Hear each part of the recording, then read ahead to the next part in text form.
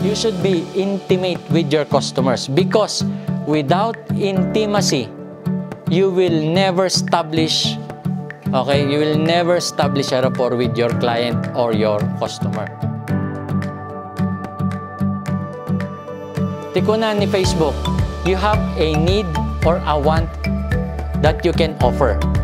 Dapat ma-establish mo dyan intimacy kasi millennials change their minds so often. Even Gen Z, Gen X, dadamin dita.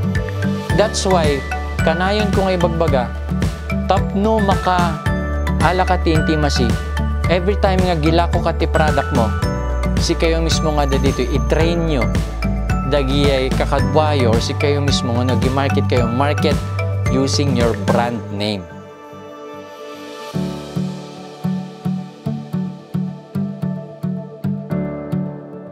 You're exposed to 1,000 brands a day. How will your customer recall your brand?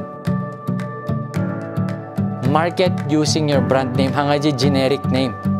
There is intimacy if there is dampness of the price. No handan nga kitkitaan ji price, adat intimacy na daytan. Bakit? Because price, kunana dito is not a concern.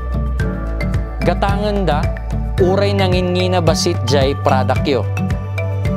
Distance, agbiyahe da. Apan dagatangan di product yung uray agbiyahe da. Time.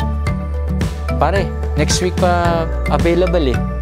Okay lang sa'yo? Pare, okay lang. Basta next week, ireserbahan mo ako nito. And people buy regardless. This is actually the key. Tapno makalako tayo, ti product tayo online. Tapno maka-increase tayo, ti prices tayo online.